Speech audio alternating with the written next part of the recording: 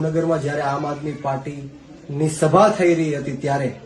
કોઈ કોંગ્રેસનો કાર્યકર્તા આવીને ગોપાલભાઈ ઇટાલિયા ઉપર જોડું ફેંકીને જે હુમલો કરી રહ્યો છે એ સ્પષ્ટપણે દેખાઈ રહ્યું છે કે ભારતીય જનતા પાર્ટી અને કોંગ્રેસની મિલીભગતથી આ હુમલો થયો છે।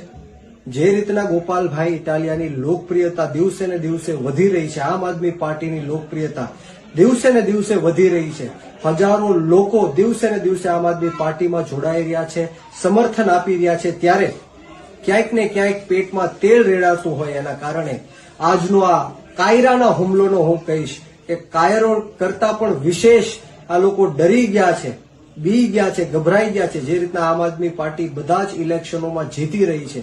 આમ આદમી પાર્ટી આગળ વધી રહી છે, જે રીતના ભાજપ અને કોંગ્રેસ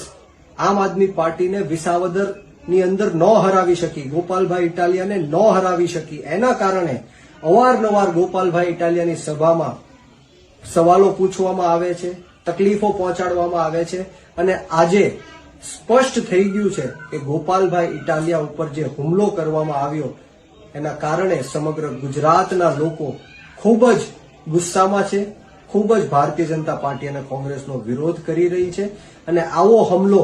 ક્યારેય પણ નથી થયો એવો હુમલો આજે ગોપાલભાઈ ઇટાલિયા ઉપર થયો છે। ત્યારે હું આ ભારતીય જનતા પાર્ટીના નેતાઓને એટલું જ કહેવા માંગીશ કે જો તમારી હિંમત હોત, તમારી તાકાત હોત અને તમારામાં પાણી હોત તો વિસાવદરની અંદર ગોપાલભાઈ ઇટાલિયાને તમે હરાવીને દેખાડી દ્યા હોત, પરંતુ તમે ત્યાં હરાવી ન શક્યા। આખી ફોજ ઉતારી,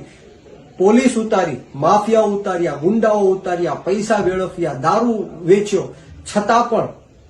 આમ આદમી પાર્ટીને લોકોએ જીતાડી, ખેડૂતોએ જીતાડી, યુવાનોએ ગોપાલભાઈ ઇટાલિયાને વિધાનસભા સુધી પહોંચાડ્યા। ત્યારે સ્પષ્ટપણે સમગ્ર ગુજરાતની અંદર એક આક્રોશનો માહોલ છે અને આવનારા દિવસોમાં સમગ્ર ગુજરાતના યુવાનો ગોપાલભાઈ ઇટાલિયાના હક, અધિકાર અને ન્યાય માટે, એમના સમર્થન માટે રોડ રસ્તા ઉપર ઉતરશે। ગોપાલભાઈ ઇટાલિયા ખેડૂતોનો અવાજ છે, ગોપાલભાઈ ઇટાલિયા યુવાનોનો અવાજ છે, ગોપાલભાઈ ઇટાલિયા સમગ્ર ગુજરાતના 7.5 કરોડ જનતાનો અવાજ છે। ત્યારે સમગ્ર ગુજરાત અત્યારે ગોપાલભાઈ ઇટાલિયા સાથે ઉભું છે અને આ ભ્રષ્ટાચારી ભારતીય જનતા પાર્ટી અને એની કોંગ્રેસનો વિરોધ કરી રહી છે। જય હિન્દ, જય જવાન, જય કિસાન।